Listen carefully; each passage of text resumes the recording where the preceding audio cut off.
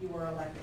Okay, if I was elected, well, first of all, thank you for the League of Women's Voters for inviting us all today. I think it's very important that you all hear from us, see us, instead of just looking at our flyers that we put on your door or we put out at other functions. I think that's fantastic. My hat's off to you. And I'd also please ask you to remember Ben and Barbara Hardcastle. Ben passed away this morning, so I think you know that.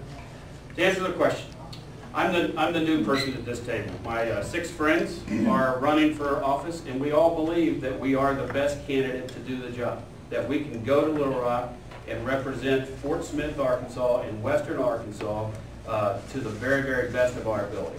If we didn't believe we were the best candidate, we wouldn't be here. We sure wouldn't be at a forum as we are today. What I think I bring to the table is a new face, a fresh voice, and a new voice. I have, in a way, I will not go to Little Rock with an agenda on my part, meaning not a personal agenda, not that I'm a businessman or a businesswoman that's going down to Little Rock to protect my industry.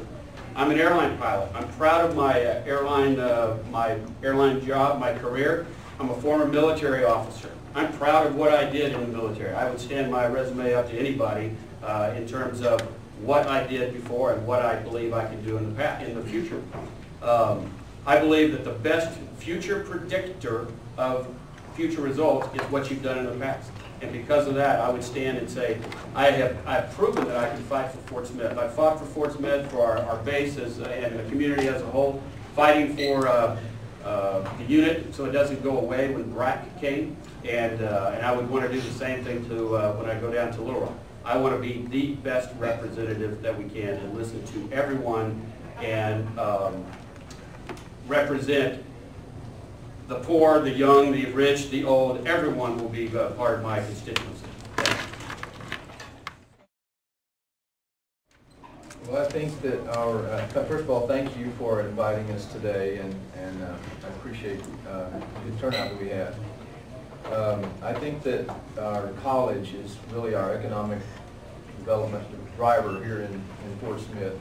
We're getting a lot of ARRA funds that are coming into the college. I've seen to it that over $2 million of GIF funds have gone to our college. During the recent acquisition of the Mitsubishi wind generator plant, they were instrumental in landing that here. That will bring at least 400 jobs and at least $100 million investment, which will continue to grow. And there are many, many new industries that we're working on to attract to Fort Smith. The scholarship program that we've just passed this last session will continue to bring high-tech industries into Arkansas, because we will be lifted to one of the higher educated states in the Union, which will bring a lot more high-tech jobs and a lot more high-tech industries to Fort Smith.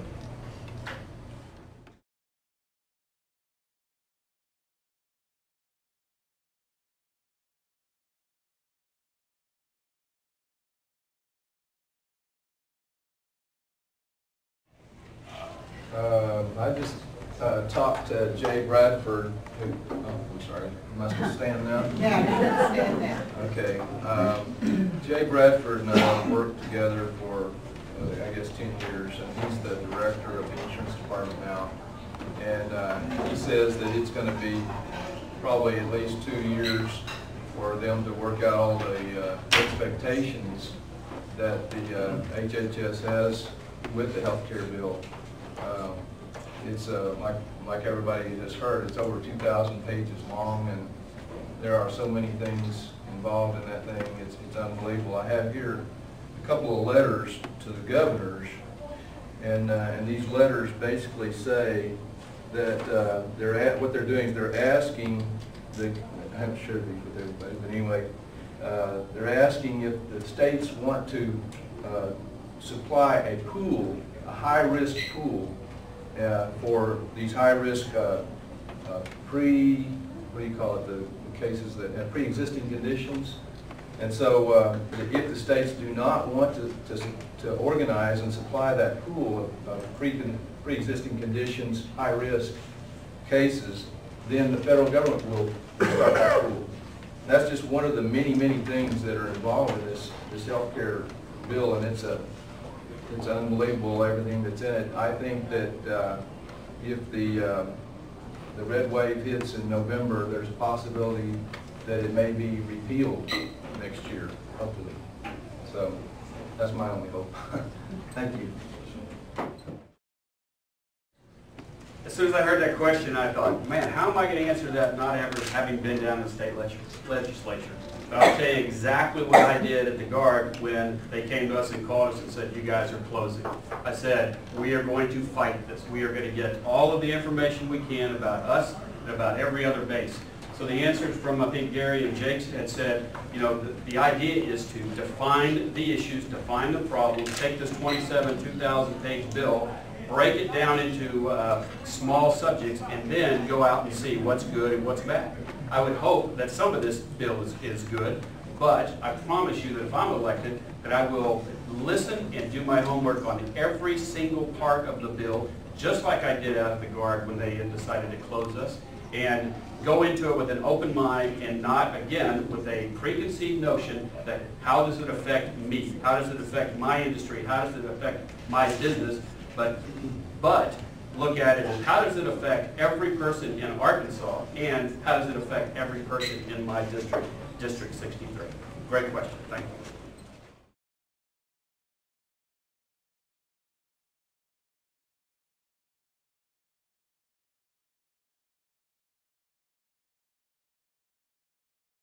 Plan of attack down in Little Rock is to figure out what and how we can stimulate the economy.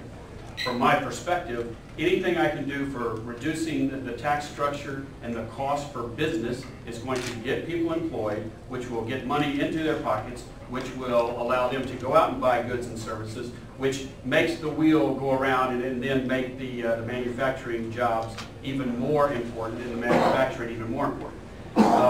There seems to be a kind of a black cloud over businessmen, businesswomen, entrepreneurs. So I would like to support any kind of legislation or write some legislation that gives those people the incentive to take their hard-earned money and reinvest it in their manufacturing or in their companies. Thank you. I've introduced lots of bills, and if you don't have a computer, then I have about 10 copies of, these are interim study proposals that I plan to file the first day of legislation if I'm elected next month. The main bill that I've been carrying for the last 6 years, oh, by the way, a lot of these I've been carrying for 10 years. The reduced grocery tax, I've carried that for 10 years, since '99, actually almost 11 years. And I filed the reduced tax on utilities back in '05, I think. Anyway, the most important bill I think right now that I filed 6 years ago, and I continue to carry it, and there's a real good chance we can get it passed this time because Gary Grimes, our old sheriff, is on my side. He's working, helping me. He's in the governor's office. Is the NASPR bill, which is reporting on dangerous drugs.